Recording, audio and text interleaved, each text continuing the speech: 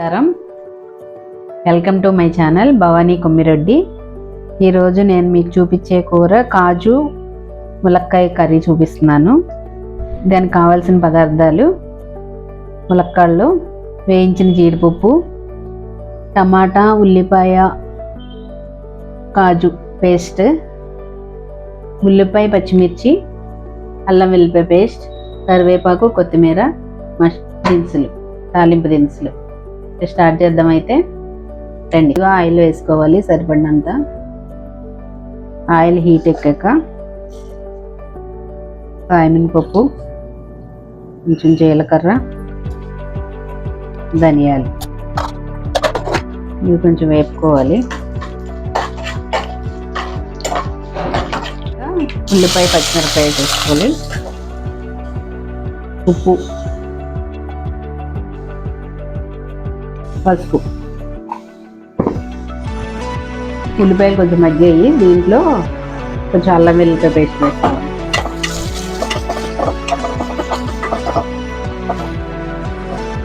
తర్వాత కడిగి పెట్టుకున్న ములక్కాయలు,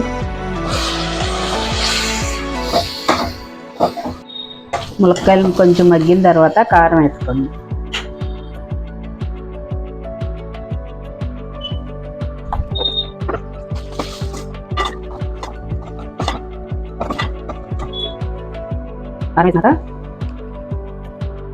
ఈ ఉల్లిపాయ టమాటా పేస్ట్ ఉంది కదా, ఆ పేస్ట్ కూడా వేసేసుకోండి. కొంచెం వాటర్ కూడా వేసుకోవాలి.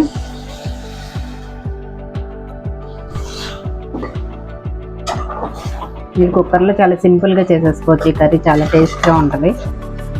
మీరు ఒకసారి ట్రై చేసి ఎలా ఉందో నా కామెంట్లో చెప్పండి. ఇప్పుడు కుక్కర్ మూత పెట్టేసి ఒక్క విజిల్ రానివ్వండి. ఒకటి కన్నా ఎక్కువ రానివ్వకూడదు. ఒక విజిల్ మూత తీసి పక్కన పెట్టుకోండి. స్టవ్ వెలిగించిందండి. చూడండి, ములక్కాయ బాగా ఉడికింది. ములక్కాయ. వాటర్ కూడా ఎక్కువ లేవు, ఎక్కువ పోసుకోవద్దు వాటర్, ఎందుకంటే ములక్కాయలో కూడా వాటర్ ఉంటుంది కాబట్టి మళ్ళీ అది పీకుడు అయిపోద్ది. లాస్ట్గా కరివేపాకు, కొత్తిమీర. కరివేపాకు లాస్ట్లో వేసుకోండి, వేసుకుంటే బాగుంటుంది.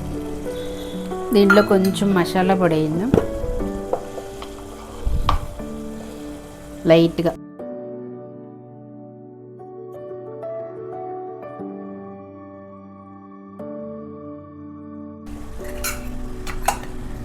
లాస్ట్లో కూర దింపే ముందు మనం వేయించి పెట్టుకున్న జీడిపప్పు ఉంది కదా, అది వేసేసుకోండి. ఆ జీడిపప్పు పంట కింద తగులుతూ ఉంటే చాలా టేస్ట్గా ఉంటుంది అసలు.